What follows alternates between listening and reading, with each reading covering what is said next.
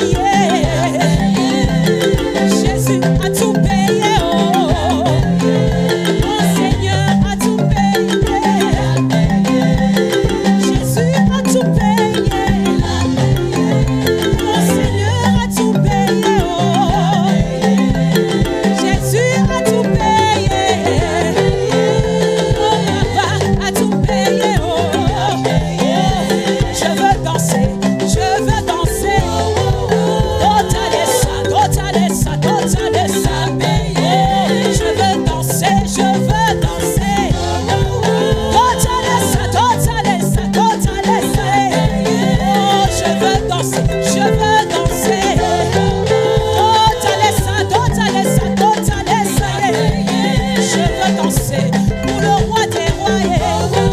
Tota, tota, tota, tota, et ça y est. Je veux sauter, je veux sauter. Il a tout payé. Je veux crier, je veux crier. Il a tout payé. Je veux crier, je veux crier. Il a tout payé. On y va comme ça, alléluia.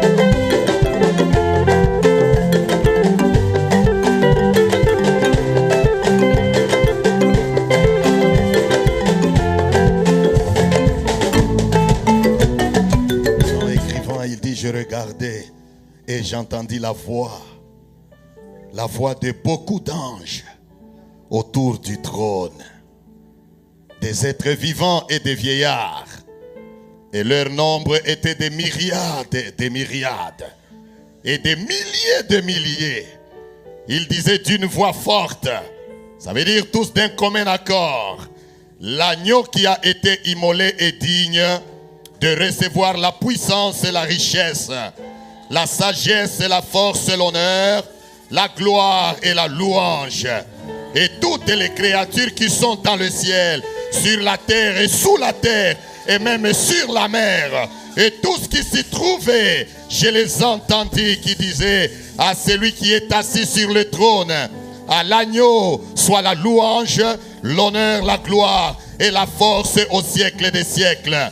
Et les quatre vieillards, les quatre êtres vivants disaient Amen, Amen. Et ils se prosternaient et adoraient le roi des rois et le Seigneur des seigneurs. C'est des êtres angéliques auxquels nous devons nous joindre pour aussi nous prosterner et adorer le roi des rois et proclamer qu'à lui seul est la puissance et la richesse, la sagesse, la force, l'honneur, la gloire et la louange au siècle des siècles. Nous acclamons le Seigneur, le Dieu fidèle. Alléluia. Nous l'acclamons en poussant des cris de joie dans la maison de l'Éternel ce matin. Béni soit le nom de Jésus. Alléluia. Amen. Amen. Que Dieu vous bénisse. Merci, vous pouvez vous asseoir. Est-ce que la joie est là ce matin? J'ai dit, est-ce que la joie est là dans ton cœur ce matin? Est-ce que nous pouvons encore une fois acclamer le Seigneur et lui donner toute la gloire ce midi?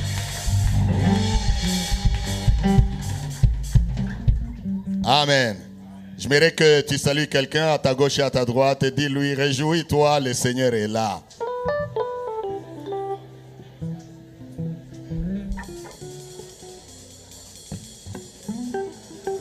Dis à quelqu'un, réjouis-toi, le Seigneur est là.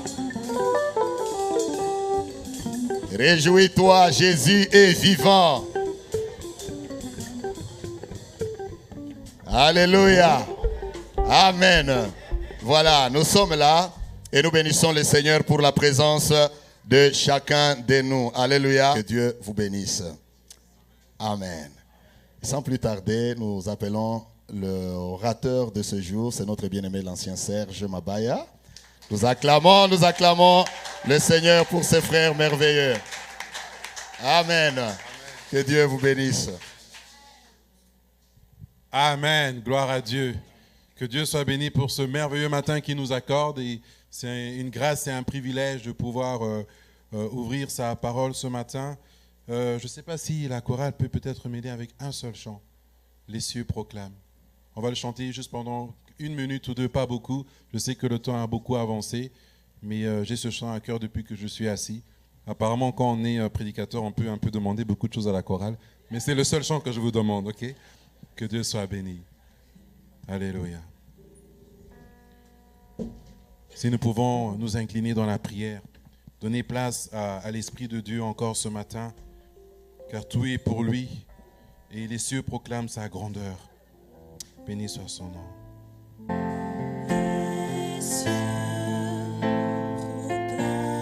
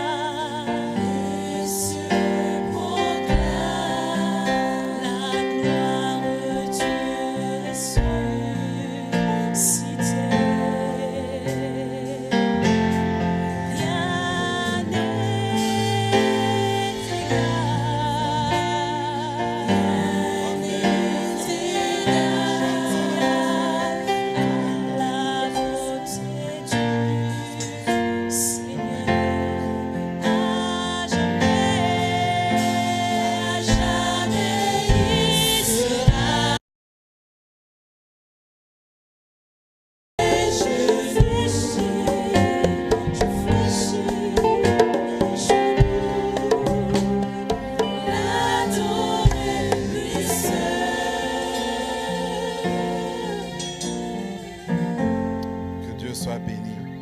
Que ton nom soit élevé au milieu de nous ce matin encore. Merci pour les ministères, Seigneur, de ton esprit et chacun d'entre nous. Qu'en toute chose, que gloire te soit rendue. Au nom de Jésus. Amen. Merci. Amen. Voilà, que Dieu soit béni pour ce matin. C'est une grâce de se tenir devant l'Assemblée des Saints en un dimanche matin pour pouvoir apporter les Saintes Écritures. En pensant à cet événement de ce matin, il y a une parole qui m'a serré fort dans le cœur. Et c'est Paul qui disait, lorsqu'il parlait, il comparait la loi de la grâce dans 2 Corinthiens au chapitre 4, verset 17. Il dit, nous portons en nous ce grand trésor comme des vases de terre, afin qu'on puisse voir que la puissance appartient à Dieu et non pas à nous. Qu'en toute chose, que la gloire revienne à Dieu. Merci pour ceux qui sont là ce matin, malgré le temps, malgré la neige. Et la Bible nous dit encore dans 1 Corinthiens au chapitre 15, verset 58, il dit, au reste, bien-aimés, restez fermes et inébranlables dans le Seigneur, travaillant de plus en plus pour l'œuvre de Dieu. Que Dieu vous bénisse pour vos sacrifices ce matin et qu'il vous donne quelque chose. Ce matin, je voudrais, par la grâce de Dieu, partager sur un thème qui se trouve dans le livre de Juges. Juges, oui, et j'ai intitulé cela « Je m'en sortirai comme les autres fois ». Je m'en sortirai comme les autres fois. C'est tiré dans le livre de Juges. Nous allons le lire tout à l'heure. Et Juges, c'est une période historique, pour ceux qui cherchent, c'est juste après Josué. Si vous arrivez à 1 Samuel, 2 Samuel, vous avez dépassé, vous pouvez revenir à Juges. Et si vous avez une Bible en papier, je vais vous demander quelque chose, de prendre ce petit fil, ceux qui en ont, de le mettre là. Comme ça, si on voyage un peu de gauche à droite, on peut toujours facilement revenir dans le livre de Juges.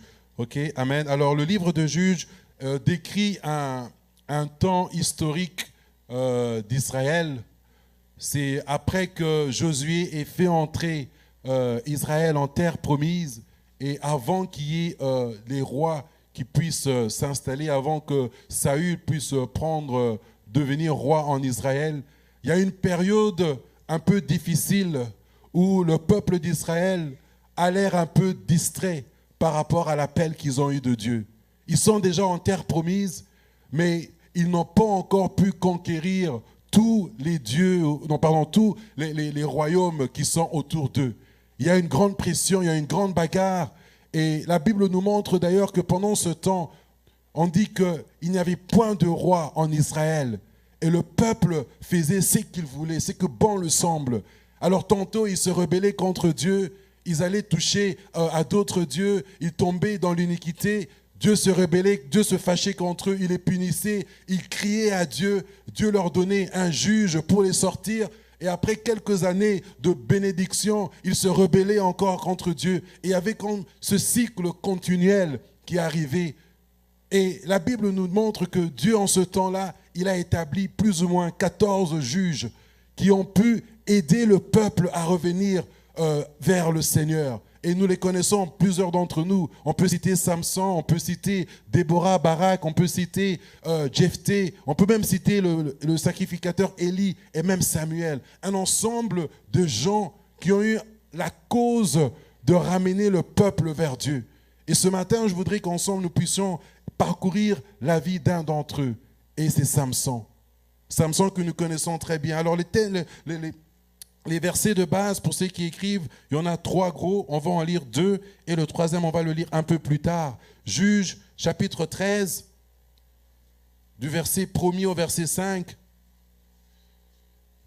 et puis le verset 24, et puis nous allons sauter à Juges 16 à 21, et la 3e référence que nous allons lire plus tard, ça sera Juges 16, 22, et puis 27 à 30. Alors nous commençons Juges 13, 1 à 5, et puis le verset 24. Vous y êtes? Amen, gloire à Dieu. Les enfants d'Israël firent encore ce qui déplaît à l'Éternel, et l'Éternel les livra entre les mains des Philistins pendant 40 ans. Il y avait un homme de Tsoréa, de la famille des Danites, et qui s'appelait Manoach. Sa femme était stérile et n'enfantait pas. Un ange de l'Éternel apparut à la femme et lui dit, Voici, tu es stérile et tu n'as point d'enfant. Tu deviendras enceinte et tu enfanteras un fils. Verset 4. Maintenant, prends bien garde, ne bois ni vin, ni liqueur forte, et ne mange rien d'impur, car tu vas devenir enceinte et tu enfanteras un fils. Le rasoir ne passera point sur sa tête, parce que cet enfant sera consacré à Dieu dès le ventre de sa mère, et ce sera lui qui commencera à délivrer Israël de la main des Philistins. Verset 24, il dit, la femme enfanta un fils et lui donna le nom de Samson. L'enfant grandit et l'Éternel le bénit. Amen. Chapitre 16, Juge 16, 16 à 21. Vous y êtes? Comme elle était chaque jour à le tourmenter, on parle de Dalila, et à l'importuner pour ses instances, son âme s'impatienta à la mort. Verset 17, il lui ouvrit tout son cœur et lui dit, le rasoir n'a point passé sur ma tête, parce que je suis consacré à Dieu dès le ventre de ma mère. Si j'étais rasé, ma force m'abandonnerait, je deviendrais faible et je serais comme tout autre homme. Délila, voyant qu'il lui avait ouvert tout son cœur, envoya appeler les princes des Philistins et il leur fit dire, montez cette fois-ci, car il m'a ouvert tout son cœur. Et les princes des Philistins montèrent vers elle et elles apportèrent l'argent de leurs mains. Verset 19, elle l'endormit sur ses genoux et fit appeler un homme et elle rasa les 7 tresses de sa tête, de la tête de Samson, et commençant ainsi à le dompter, il perdit sa force. Elle dit alors, les Philistins sont sur toi, Samson. Et il se réveilla de son sommeil et dit, je m'en tirerai comme les autres fois et je me dégagerai. Mais il ne savait pas que l'Éternel s'était retiré de lui. Verset 21, les Philistins le saisirent et lui crevèrent les yeux et ils le firent descendre à Gaza et ils le lièrent avec des chaînes d'airain et ils tournaient la meule dans la prison. Amen. Une histoire triste, ou une histoire intéressante qui interpelle plusieurs d'entre nous. Samson, cet homme qui est né de par la révélation d'un ange, cet homme qui est né pour une mission bien précise.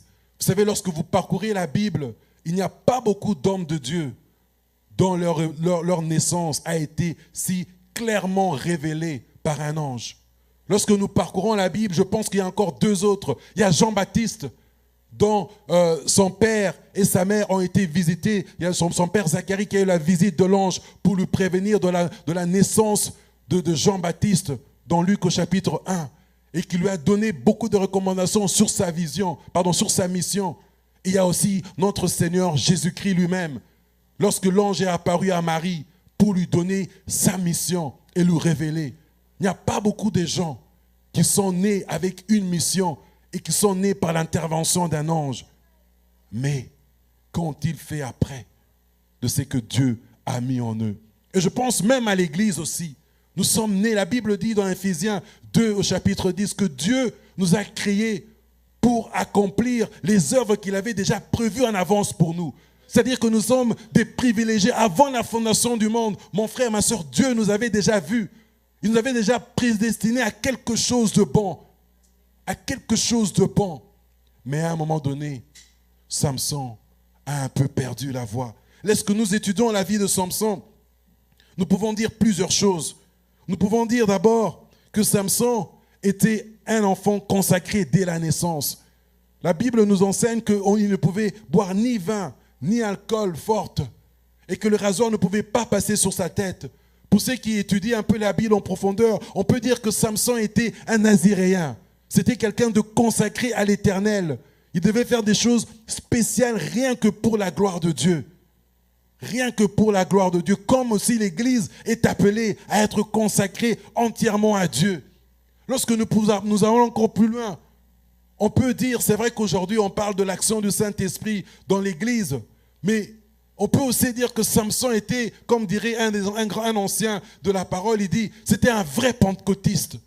C'était un homme qui était animé par le Saint-Esprit. Si vous regardez avec moi, par exemple, dans Juges, chapitre 13, versets 23-24, que nous avons lu tout à l'heure, lorsqu'on parle de sa naissance, on dit l'enfant, la femme enfanta un fils et lui donna le nom de Samson. L'enfant grandit et l'Éternel le bénit. Le verset 25 dit, et l'esprit de l'Éternel commença à l'agiter, à Makanedan, entre Séroa et Eshtaon. C'était un homme qui était rempli de l'esprit, qui était animé par l'esprit de Dieu pour accomplir quelque chose. Lorsque nous regardons aussi, par exemple, Juges, chapitre 14, verset 6, la Bible dit encore, l'esprit de l'Éternel saisit Samson. Et sans avoir rien à la main, Samson déchira le lion comme on déchire un chevreau. Mais il ne dit rien à son père ni à sa mère de ce qui s'était passé. C'était quelqu'un qui était sous la mouvance de l'esprit. C'était quelqu'un qui était capable d'accomplir des choses avec l'esprit de Dieu. Il avait une force qui était inspirée. Aujourd'hui, l'Église, nous avons l'esprit de Dieu en nous. Nous faisons beaucoup de choses avec la grâce de Dieu. Nous faisons beaucoup de choses comme Samson sous l'inspiration, sous la conduite de Dieu. La Bible nous montre encore que sa force était grande, alors que par exemple, lorsqu'il est allé se marier avec une femme des Philistins, et à un moment donné, il y avait une énigme, et on a donné la solution, il a dû partir quelque part. La Bible dit qu'il a attrapé plusieurs hommes, une trentaine d'hommes, il les a tabassés. C'était un homme qui était toujours en mouvance par le Saint-Esprit. La Bible nous montre encore que quelque part, ce même Samson qui était animé, poussé par l'Esprit de Dieu, était capable aussi de prendre des renards et de les attacher ensemble, 300 renards, de les attacher ensemble et de faire un feu sous la puissance de l'Esprit de Dieu. C'était un homme qui avait le réma. Pour ceux qui étaient vendredi, lorsqu'on a parlé du logos et du réma, c'était quelqu'un qui avait le réma, dans le sens qu'il était capable d'entendre Dieu. Vous savez, on va lire ça peut-être comme ça, vous allez comprendre ce que je dis. Juge 14, verset 14, verset 4, pardon. Alors ici, il est poussé d'aller épouser une femme des Philistins. La Bible dit au verset 4, son père et sa mère ne savaient pas que cela venait de l'Éternel. On peut lire peut-être à partir du verset 1er, pardon. Juge 14, verset 1, on va lire rapidement. Samson descendit à Tima, et il y avait une femme parmi les filles des Philistins. Lorsqu'il fut remonté, il le déclara à son père et à sa mère et dit, « J'ai vu à Timna une femme parmi les filles des Philistins. Prenez-la maintenant pour ma femme. » Son père et sa mère lui dirent, « N'y a-t-il point de femme parmi les filles de tes frères et de tout notre peuple que tu ailles prendre une femme chez les Philistins qui sont incirconcis ?» Et Samson dit à son père, « Prends-la pour moi, car elle me plaît. » Verset 4, il était têtu. Bon, verset 4, son père et sa mère ne savaient pas que cela venait de l'Éternel, car Samson cherchait une occasion de dispute de la part des Philistins en ce temps-là. Les Philistins dominaient sur Israël. C'était quelqu'un qui avait en lui la pensée de Dieu. Il avait la pensée de Dieu. Il pouvait faire des choses que les gens ne comprenaient pas. Il avait le réma de Dieu. Mais à un moment donné de sa marche, la faiblesse s'est installée. À un moment donné de sa marche, la distraction s'est installée. Il a cru que l'onction qu'il avait de Dieu, c'était quelque chose qu'il pouvait jouer avec. Il a cru que l'onction qu'il avait de Dieu était quelque chose qu'il pouvait manipuler à sa guise. Et il oublia que c'était pour un but que Dieu l'avait béni. Je le dis, nous sommes une église pentecôtiste, nous sommes une église qui avait une mission cette année. Mais souviens-toi que ce que Dieu a mis en toi, c'est pour un but précis. Ce n'est pas pour le gaspiller. Parce que sinon, tu risques de, sans te le savoir, tu penseras que tu es toujours en train de marcher dans l'onction. Toujours en train peut-être même de voir la manifestation de l'esprit. Mais à cause de ta vie, la grâce serait déjà retirée. La grâce serait déjà retirée. Mais Dieu pourra continuer à bénir, non pas à cause de toi, mais à cause de son peuple. Dieu pourra continuer à bénir, non pas à cause de toi, mais à cause de ce que les gens entendent de toi. Mais toi, tu seras là, juste comme disait quelqu'un, un bénévole dans l'œuvre de Dieu. Manifestant la grâce, manifestant les fruits de l'esprit, mais sans rien au-dedans. Prends prend soin de toi. Je nous dis ce matin que notre don, que nos dons, que notre appel ne sont pas équivalents à notre salut. Je nous le dis ce matin. Ceux qui sont dans le service, nous tous ici, qui sommes engagés d'une manière ou d'une autre dans l'œuvre de Dieu, notre appel et notre don ne sont pas synonymes de notre salut. Ce que Dieu cherche en nous, c'est l'intégrité. La Bible dit dans 2 Timothée, au chapitre 2, verset 19, il dit, l'Éternel connaît ceux qui lui appartiennent. Et ceux qui disent qu'ils prononcent le nom du Seigneur, qu'ils s'écartent de l'iniquité. Qu'ils s'écartent de l'iniquité. Qu'ils s'écartent de l'iniquité. Sinon, tu auras la manifestation de l'Esprit. Tu parleras en langue. Tu connaîtras la Bible peut-être comme le frère Serge en train de parler, c'est ancien. Mais au-dedans, frère Serge, assure-toi que l'iniquité ne fait pas partie de ta vie. Assure-toi, mon frère, que l'iniquité ne fait pas partie de ta vie. J'aime la grâce de Dieu, mais ne joue pas avec la grâce de Dieu. Ne joue pas avec la grâce de Dieu. Sinon, ce don et cet appel causera ta mort. Elle causera ta mort. Elle causera ta mort. Elle causera ma mort si je la néglige. Samson, je m'en sortirai comme les autres fois. Mais il ne savait pas que l'Éternel l'avait quitté. Et ça me fait penser à cette église de Corinthe. Une église dans laquelle l'Esprit de Dieu se manifestait abondamment. Pasteur, ils avaient tous les dons. Tous les dons à telle enseigne que Paul est obligé de les expliquer dans 1 Corinthiens du chapitre 12 à 14. Comment comprendre ces dons? Mais il leur dit dans le chapitre 5, verset 1er, il y a parmi vous des abominations, des péchés, pire même que chez les païens. Pire même que chez les païens. Des cœurs rebelles, des cœurs endurcis. Mais dans Corinthiens, on dit, il y a même certains parmi vous qui ont même pris la femme de leur père. J'espère que personne ne le fait ici. Il dit que certains parmi vous ont même pris la femme de leur père. Quelle est ta vie d'intégrité? Merci d'être aujourd'hui dimanche. Tu as bravé le temps. Je te bénis, je me bénis moi-même. Mais quelle est ta vie à l'intérieur de toi? Si on grattait un peu au-delà de la belle cravate que j'ai portée, que voyera-t-on? Que trouvera-t-on à l'intérieur? Au-delà, je ne sais pas moi, des beaux chants qu'on a fait, au-delà de la guitare, du tam-tam, au-delà du protocole, au-delà de ta présence assise, que trouvera-t-on derrière? Un cœur d'amour, un cœur de haine, un cœur de consécration, un cœur de zèle ou un cœur rebelle? Les dons n'équivaut pas à notre salut. J'irai même plus loin, je dirais que le ministère et que même le rôle ecclésiastique ne correspond pas à notre salut. On peut être ancien, je ne veux pas dire pasteur parce que le berger, on ne touche pas. Moi-même, on peut être ancien, c'est pour rire un peu. On peut être ancien, je peux être ancien. Cela n'équivaut pas à mon salut. Je peux être diacre, cela n'équivaut pas à ton salut. Tu peux être membre de l'église, on te connaît, le pasteur te connaît, même ton cellulaire il t'envoie même des textos. Cela n'équivaut pas à ton salut. Prends garde, prends garde, prends garde. Assure-toi que lorsque tu dis que tu es chrétien, que tu es engagé. Parce que je te dis qu'il y a une multitude de témoins qui nous regardent. Il y a une multitude de témoins qui nous regardent. Dans le monde spirituel, dans le monde physique, il y a une multitude de témoins qui nous regardent.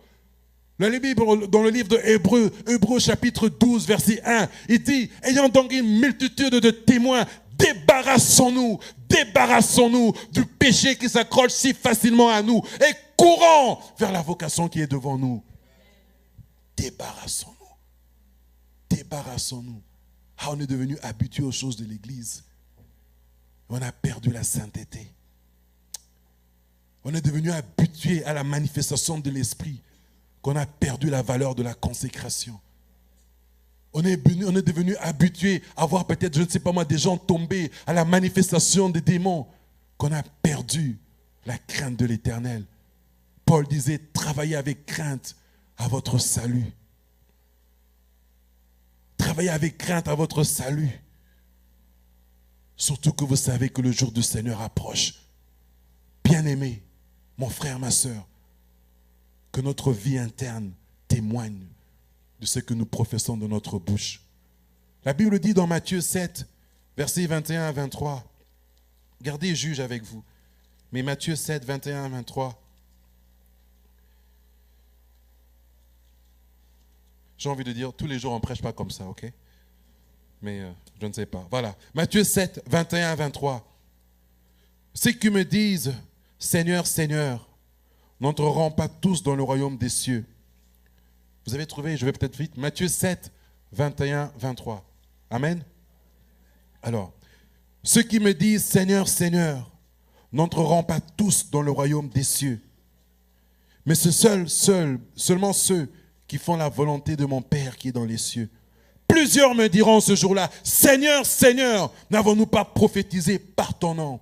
N'avons-nous pas chassé des démons par ton nom? Et n'avons-nous pas fait beaucoup de miracles par ton nom? Alors je leur dirai ouvertement, je ne vous ai jamais connus. Retirez-vous de moi, vous qui commettez l'iniquité. Mais ils ont fait ils ont fait des choses au nom de Jésus. Ils ont fait des actions au nom de Jésus. Mais l'Éternel leur dit, éloignez-vous de moi, vous qui commettez l'iniquité. Je me souviens, il y a un aîné dans la foi qui est passé ici un jour, qui racontait, alors qu'il faisait une croisade au Kenya, il dit un phénomène bizarre qui s'était passé. Alors qu'il pouvait la veille être dans l'ivresse, et lorsqu'il montrait sur le pupitre pour prêcher, et qu'il levait la main, il y avait une grande manifestation de la gloire de Dieu. Mais il ne comprenait pas pourquoi. Mais ce que je dis aujourd'hui encore, comme je l'ai dit au début, il y a des choses que Dieu fait dans lesquelles tu peux voir sa main, tu te dis non, c'est bon, aujourd'hui rien ne s'est passé, je peux continuer ainsi. Ça ne sert à rien que je me remette en question. Mais Dieu te donne juste un temps pour te repentir. Mais il continue à bénir pour que quelqu'un s'accroche à Dieu, pas à cause de toi. Pas à cause de toi. Pas à cause de toi. Parce que cela, c'est un don. Un don, c'est quelque chose qu'on ne mérite pas. Selon que la Bible nous le présente dans Éphésiens 2,6. C'est un don, c'est une grâce de Dieu. Mais fais attention que ton don ne te perde pas. Amen. Le ministère. Que le ministère ne soit pas une occasion. Elle n'équivaut pas à ton salut. Lorsque David voulait rebâtir le temple, voulait bâtir le temple de Dieu, Dieu lui dit que tu ne peux pas le faire, mais ce sera plutôt ton fils Salomon. Et lorsque Salomon était sur le point de le faire, Dieu lui dit une chose par la bouche de David. Il dit, connais le Dieu de ton père avant de le servir et sers-le. Connais le Dieu de tes pères et sers-le. Connais le Dieu de tes pères et sers-le. Et lorsque nous voyons quand même Jésus dans Jean chapitre 6, quelque part, les Grecs viennent et disent, mais que devons-nous faire pour faire l'œuvre de Dieu? Il leur répond, croyez en Jésus-Christ, croyez en Dieu et celui qui l'a envoyé. Crois en Dieu. Quand je dis croire en Dieu, ce n'est pas seulement confesser de ta bouche, mais c'est qu'en ton cœur, tu te disposes à marcher pour faire sa volonté. Qu'en ton cœur, tu te disposes pour avoir une vie qui est conforme à l'appel qui est attaché. La Bible nous dit dans Éphésiens 4:1 qu'il y a un grand appel qui est attaché à notre vocation. Et nous sommes appelés à marcher d'une manière digne de cela. Spectateurs ou engagés. Pour certains, peut-être qu'ils ont connu la manifestation de Dieu dans leur vie et ils disent que maintenant c'est le temps des autres. Et ils s'assiedent. Il dit, bon, moi j'ai déjà beaucoup travaillé. Hein. Moi, depuis ma jeunesse, j'étais très engagé. Maintenant, c'est le tour d'un ancien, on a notre frère là. Les frères là qui montent, ils peuvent monter. Moi, je vais m'asseoir. Ce don vient de Dieu. Et c'est pour l'édification de ton peuple, de son peuple. Si tu sais, mon frère, ma soeur, que tu as quelque chose que Dieu a mis en toi dès ta jeunesse, assure-toi que tu l'utilises toujours. Assure-toi que tu l'utilises toujours pour voir la main de Dieu se manifester. Ne tombe pas dans l'habitude. Ne tombe pas dans cet esprit de monotonie, de contemplation, où la chrétienté devient une religion. Tu dis, moi je vois des choses, hein, mais bon, ces derniers temps, ça va, il y a un jeune prophète dans l'église, je ne vais pas citer son nom, c'est le tour des jeunes prophètes là. Moi, je ne dis plus rien. Oh, moi, quand j'ouvrais la parole, je prêchais. Mais bon, maintenant, les pasteurs Élie avec ses anciens, là, ils peuvent faire le travail. Moi, je m'assieds. Non, assure-toi que le don que Dieu a mis en toi, tu l'actives toujours. Paul dit à Timothée, il dit, ranime le don que tu as reçu. Ranime le don que tu as reçu. Ranime le don que tu as reçu. Afin de voir ta vie aller de l'avant. Peut-être, je ne sais pas, tu étais un intercesseur, une intercesseuse, mais tu as l'air un peu, je ne sais pas, vacillant. Ranime. Peut-être tu étais quelqu'un qui aidait, je ne sais pas, dans les médias. Peu importe ce que tu faisais, assure-toi que tu ranimes ton don et que tu le mets à la disposition du peuple de Dieu. Je ne dis pas que tu dois forcer ta voix. Mais assure-toi de le garder animé. Et je te dis, Dieu te donnera l'opportunité de l'utiliser. Dieu te donnera l'opportunité de l'utiliser. Je connais des frères même dans cette église, je ne vais pas citer leur nom, je connais même des frères dans cette église qui ont eu la grâce de Dieu depuis toujours. Mais même lorsqu'ils sont arrivés dans tous les lieux, ils ne se sont jamais précipités à dire que j'ai tel don, j'ai telle capacité. Mais Dieu s'assure toujours que celui qui est disposé à utiliser le don de l'esprit, que Dieu l'utilise. Dieu s'assure toujours. Je vous assure, j'ai des témoignages. Dieu s'assure toujours. Je me souviens, il y a quelques années, je vais donner peut-être un témoignage personnel. Je me souviens, il y a quelques années, j'étais en Belgique et je venais de Kinshasa.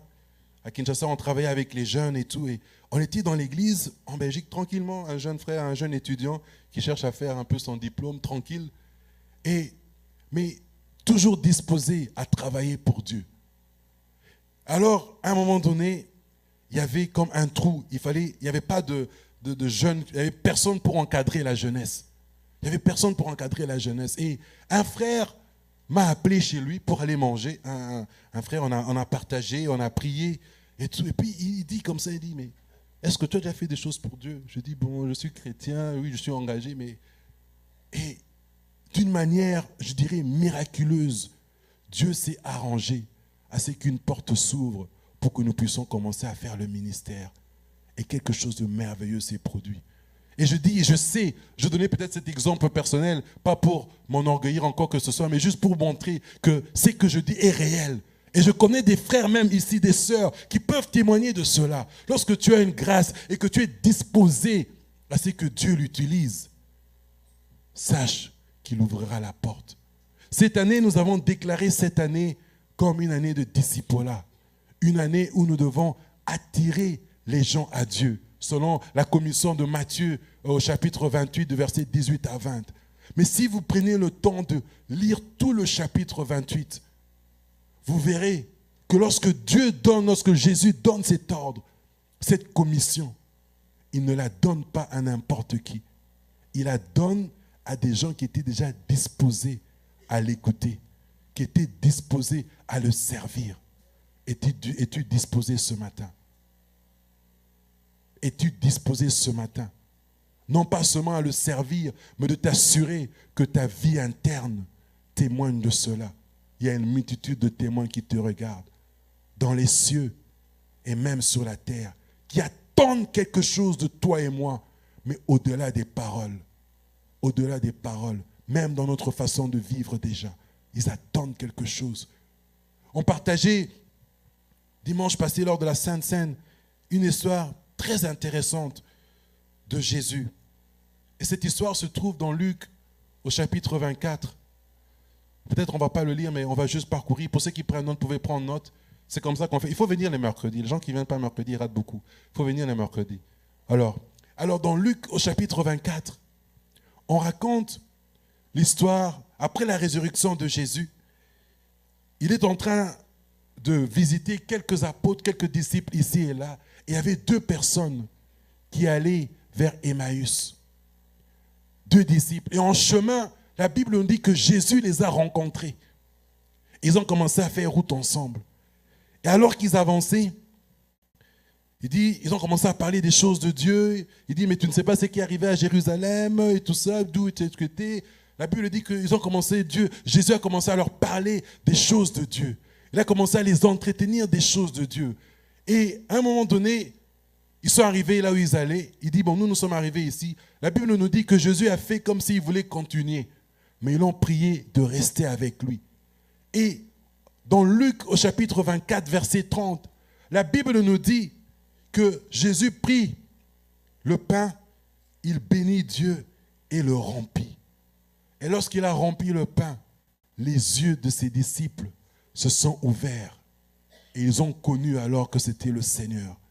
C'est que je veux dire par là que notre vraie efficacité aujourd'hui, pour ce à quoi nous sommes appelés, pour la commission que Dieu nous a donnée, ce n'est pas dans la parole seulement, mais c'est dans notre vie de tous les jours. Notre vie de tous les jours doit être en mesure de toucher quelqu'un. Notre vie de tous les jours doit être en mesure d'interpeller nos enfants, d'interpeller nos époux, d'interpeller nos épouses, d'interpeller nos collègues au travail. Et c'est ça qui touchera les cœurs. Si nous venons avec la Bible, comme l'ancien Dodi disait tout à l'heure, nous allons discuter. Vous allez discuter. Et votre discussion spirituelle va se transformer en une discussion intellectuelle. Mais si tu as un caractère de vie, tu toucheras les cœurs. Je te dis ce matin, si tu as un caractère de vie, tu toucheras les cœurs. Je m'en sortirai comme les autres fois. Je m'en sortirai comme les autres fois. Et nous voyons ici que ces témoins qui nous regardent, parfois, ils font une pression forte sur nos vies. Nous allons bientôt terminer. Ils font une pression forte sur nos vies. Et nous sommes appelés à être attentifs. Dalila ici, je vous encourage à lire cette histoire à la maison. On n'a pas le temps de tout parcourir. Donc, Juge de chapitre 14 à chapitre 26, un devoir pour la maison, pour vous, pour lire. Si vous ne savez pas sur quoi méditer, je vous le donne. Il commence, lorsque Samson est en train d'exercer le ministère, la Bible nous montre que les Philistins sont là à l'entourer, à l'observer. Ils cherchent à découvrir son secret. Ils mettent de la pression sur lui. Mais à un moment donné, il cède. Et ça me fait penser à ce que Pierre disait dans 1 Pierre 5 au verset 8. Il dit, notre adversaire le diable rôde comme un lion rugissant, cherchez qui dévorer. Il rôde comme un lion rugissant, cherchant qui dévorer. Il met toujours la pression sur les enfants de Dieu. Il met toujours la pression sur l'Église. Mais assure-toi que ta vie reste intègre. Parce que notre victoire sur le monde, c'est notre foi. Non pas seulement notre confession, mais notre manière de vivre. Parce que la Bible dit, alléluia, que celui qui est né de Dieu se garde lui-même et l'ennemi ne l'atteint pas. Il est né de Dieu, il se garde lui-même. Garde-toi toi-même. Garde-toi toi-même. Prends cette résolution. Dis, je serai une bénédiction et non une malédiction pour quelqu'un. Je serai une source de joie pour quelqu'un. Je serai une source de réconciliation pour quelqu'un. Je serai une source de sanctification pour quelqu'un. Je serai une voie qui amène le salut pour quelqu'un.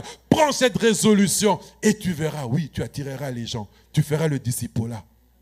Tu feras le discipolat. Et tu verras la main de Dieu s'ouvrir et son onction coulera sur toi et sur la vie de ceux qui t'attirent et de ceux qui t'entourent. Amen. Voilà le message que Dieu veut nous transmettre ce matin. Quels sont les obstacles? Il y a quelques pistes dans le Nouveau Testament qui nous montrent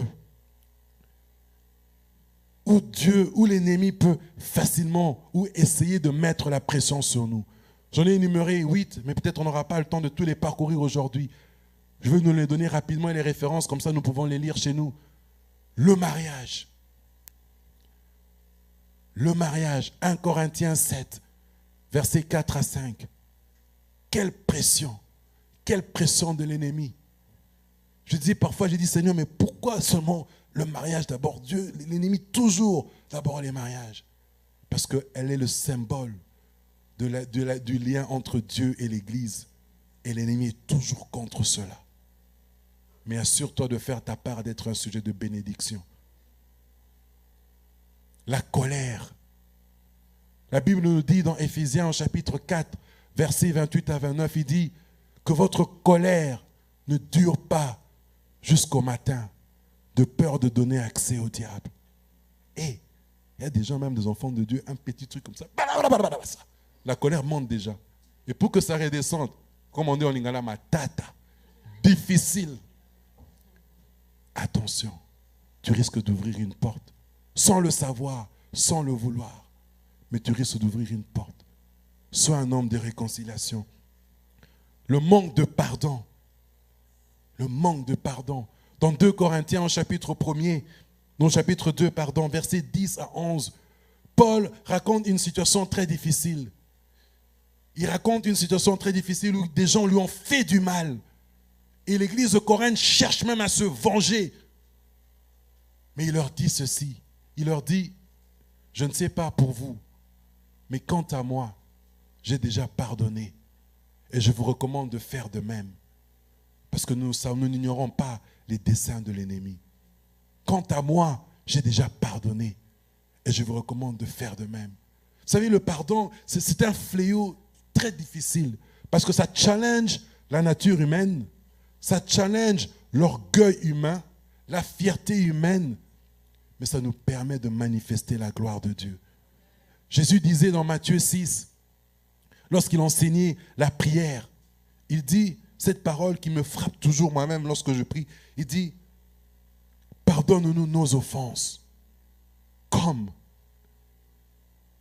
Quelqu'un peut dire la suite? Et attention, ta parole t'a lié. Pardonne-nous nos offenses, comme nous pardonnons aussi à ceux qui nous ont offensés. Que la mesure de ton pardon soit équivalente à la mesure que le Christ, du pardon de Christ pour ta vie. Mais qu'est-ce que ça veut dire?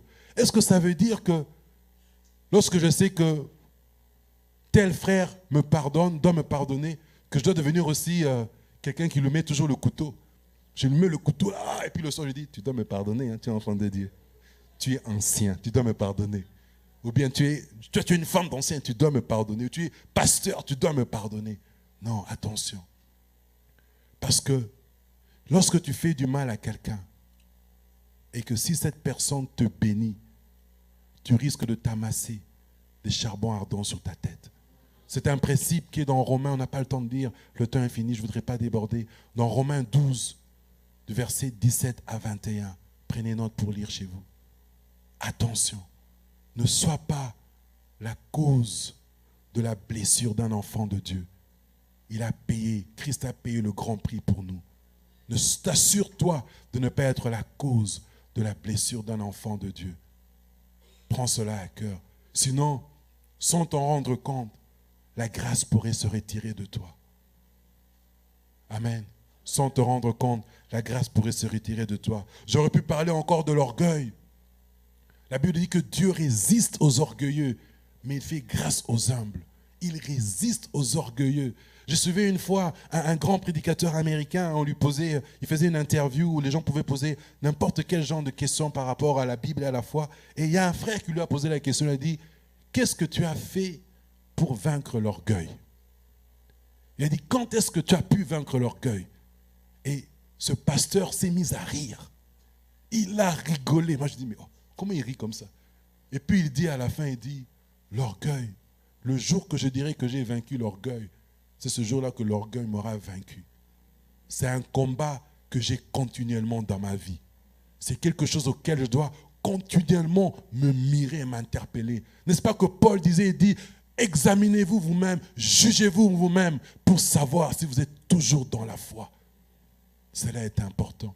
Assure-toi d'avoir du temps où tu peux te refléter toi-même. Parce que parfois les gens peuvent facilement te donner une grande image de toi. Ou parfois toi-même aussi, tu peux aussi t'estimer. Je suis ancien de l'Assemblée Nouvelle Alliance, une église, je ne sais pas moi, ex-membre. Ou bien je peux dire, je suis, je ne sais pas moi, directeur, je suis ceci, cela. Oh, moi je suis celui qui donne le plus d'argent à l'église. Si aujourd'hui moi je ne donne pas la dîme, le pasteur va monter ici, il va suivre, il va dire, donnez, donnez, donnez. Mais ça reste chez moi. Attention. Aie à cœur de t'examiner toi-même et de reconnaître que l'humilité doit être ton partage. Ah, le temps est fini. Mais je voudrais juste dire quelque chose pour terminer l'histoire de Samson. Que ses yeux furent crevés, il perdit ses cheveux et il était amené quelque part. Mais la Bible nous dit, dans Juge 16, que ses cheveux ont recommencé à repousser. À partir du verset 22, la Bible dit que ses cheveux recommencèrent à repousser. Et qu'à un moment donné, alors que les Philistins l'avaient en spectacle, il a demandé à un jeune garçon, il lui dit, amène-moi vers les 2 poteaux. Et il s'est mis vers les 2 poteaux et il a fait une prière à Dieu. Il a dit, souviens-toi de moi. Et la Bible dit qu'il a poussé. Il a poussé et les poteaux sont tombés. C'est vrai que Samson est mort ce jour-là. Mais la Bible nous dit que en ce jour-là, il tua beaucoup plus de Philistins que lors de sa vie. Meurs en toi-même pour que la grâce de Dieu se manifeste. Meurs en toi-même pour que la grâce de Dieu se manifeste. Jésus dit que si le grain de sénévé n'est pas posé en terre, il ne porte pas de fruit. Mais lorsqu'il est posé en terre, il porte du fruit. Et il est celui qui relève ta tête. Dieu a toujours le dernier mot. Même lorsque tu es tombé, peut-être ce matin, je ne sais pas, je t'ai challengé, je t'ai dit, je t'ai fait réfléchir sur toi-même. Tu peux te dire, ce frère, il a été dur. Je ne suis pas toujours dur. Mais tu peux te dire, il a été dur. Mais je te dis que Dieu t'aime. Et que son amour pour toi n'a pas de fin. Et ce qu'il veut de toi, c'est un changement de voie. Paul dit aux Corinthiens, dans 2 Corinthiens, je pense 7:10, il dit, je vous exhorte à vous convertir, à vous repentir, afin que votre tristesse se transforme en joie. Changement de vie ce matin. Que Dieu nous aide à être forts en lui. Si nous pouvons nous incliner dans la prière.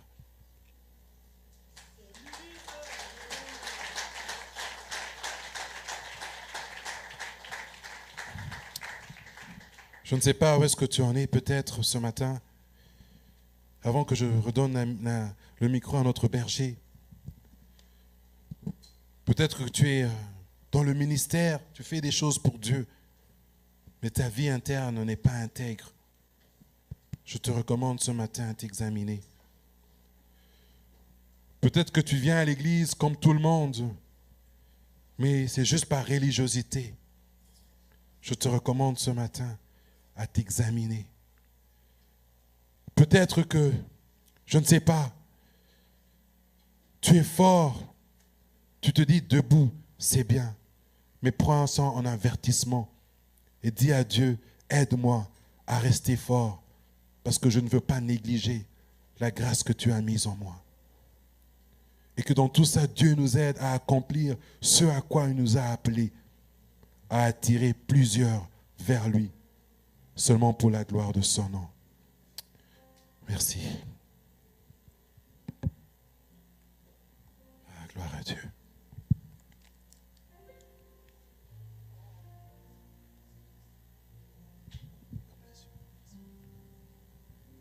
Alléluia. Oh, quel beau message. J'aimerais que tu dises d'abord merci à Dieu pour cette parole puissante. J'aimerais que tu dises merci à Dieu pour tant de grâces qui sont en toi, mais qui peut-être sont inopérantes. Dieu a investi en toi, peut-être comme nous l'avons entendu, comme dans Samson, mais quelque part, soit ce sont des grâces mal utilisées à cause peut-être de l'orgueil, ou de la convoitise de la chair, ou du fait que tu n'es pas mort en toi-même, du manque de la sanctification, et cela bloque ce que Dieu a investi en toi. Et ce matin, cet après-midi, le Seigneur voudrait que tu puisses réanimer ce qu'il a mis en toi. Comme nous l'avons entendu, comme les cheveux de Samson commençaient encore à repousser, le Seigneur a encore quelque chose à opérer avec toi. Tu marches tête basse, découragé, fatigué. Comme l'ancien a dit, même quand tu pries ou quand tu viens, ça devient tout simplement un acte religieux que tu veux accomplir. mais tu ne crois plus en ce que Dieu est capable de faire encore avec toi. J'aimerais que nous chantions un chant. Mais avant cela, j'aimerais que tu dises d'abord merci à Dieu pour sa parole ce midi. Seigneur, merci. Parce que peut-être tu es aussi un Samson quelque part qui a tendance à perdre la grâce de Dieu. J'aimerais que tu dises merci à Dieu pour sa parole ce midi, afin que Dieu t'accorde la grâce de t'en sortir. Alléluia. La grâce de t'en sortir. Quelqu'un élève sa voix et bénit le nom du Seigneur pendant que notre chorale nous prépare un chant que nous allons accompagner avec durant ces temps avant de terminer complètement. J'aimerais que tu élèves ta voix et que tu pries. Mire-toi toi-même. Regarde-toi. Regarde-toi. Juge-toi d'abord toi-même en toi, dans ta foi, dans ton œuvre, ton ministère, dans ta marche avec Dieu. Où en es-tu avec le Seigneur? Es-tu quelqu'un qui est en train de jouer avec la grâce? Es-tu quelqu'un qui est en train de s'amuser? Es-tu quelqu'un qui est en train de faire des énigmes avec l'onction que Dieu t'a donnée? Dieu voudrait te ramener, alléluia, à la voix ce midi. Dieu voudrait te ramener à la grâce afin d'accomplir ce en quoi il t'a appelé. Alléluia. Dis merci à Dieu pendant que nous chantons ces courts chants. Alléluia. Garde-moi, ô Seigneur, fidèle à toi. J'ai un prix à remporter, des victoires à gagner. Ô Seigneur, garde-moi, fidèle à toi. Garde-moi, garde-moi, ô Seigneur, fidèle à toi. Garde-moi, garde-moi, ô Seigneur, fidèle à toi. J'ai un prix à remporter, des victoires à gagner. Ô Seigneur, garde-moi, fidèle à toi. Oh oui, garde-moi, garde-moi, ô Seigneur, fidèle à toi. Garde-moi, garde-moi, ô Seigneur, fidèle à toi. J'ai un prix à remporter, des victoires à gagner. Ô Seigneur, garde-moi, fidèle à toi. Alléluia. J'aimerais que nous nous levions dans la présence de Dieu, frères et sœurs. Et nous allons prier selon la portée de ce message puissant. J'aimerais te dire brièvement, Dieu a investi quelque chose en toi. Et il voudra voir cela être utilisé à bon escient. Il voudra te voir, comme nous venons de le chanter, remporter des victoires pour la gloire de son nom. Et l'Ancien a très bien démontré cela à travers l'histoire de Samson. Naissance miraculeuse. Une onction sans égale. Il a avancé, il est allé plus loin. Mais il y a quelque chose qui faisait pression en lui, qui a fait que, quelque part, il s'est perdu. Son appel perturbé. L'homme utilisé par l'Esprit de Dieu, quelque part, il a perdu des touches. Il a perdu l'impact. Et cette année, nous voulons être des hommes et des femmes qui attirent et non qui éloignent. Et l'Ancien a décrit un bon nombre de choses. Peut-être vous pouvez entendre cela et essayer de renvoyer ça à quelqu'un d'autre ou à d'autres personnes. Quand il parle des conflits dans le foyer, peut-être tu es là, tu veux que Dieu t'utilise, mais dans les conflits, dans le mariage, tu es le premier. Il a parlé du pardon. Tu es là, tu veux que Dieu t'utilise. Dieu te parle, Dieu te bénisse, te montre des visions. Mais par rapport au pardon, tu n'aimes pas pardonner comme nous prions. Pardonne-nous nos offenses comme nous pardonnons aussi. Mais toi, cette prière-là, tu ne peux pas la faire. Parce que tu ne pardonnes pas aussi comme Dieu nous a pardonné. Peut-être soit toi c'est l'orgueil. Si ce n'est pas moi, est-ce qu'ils pourront? Si ce n'est pas moi, est-ce que ceci se ferait? Non, le Seigneur veut que tu sois humble. J'aimerais ce midi, bref, que nous mettions le tout dans un paquet appelé sanctification. Que quelqu'un dise sanctification. J'aimerais que quelqu'un dise sanctification. Est-ce que nous pouvons le dire bien fort? Est-ce que nous pouvons encore le dire mieux? J'aimerais que nous le disions la dernière fois plus fort encore. Amen. L'onction est là et que nous marchions dans la sanctification. Nous voulons être une église qui marche dans la sanctification et la crainte de Dieu. Sinon, tu tombes dans la religion. Amen. Amen. J'aimerais que nous chantions encore ce chant de nouveau et nous allons lever nos mains pour demander à Dieu de nous accorder la grâce et de nous soutenir dans cette décision que nous voulons marcher dans la sanctification parce que nous avons la grâce, l'onction est là. Nous ne voulons pas en abuser comme Samson. Garde-moi, ô Seigneur.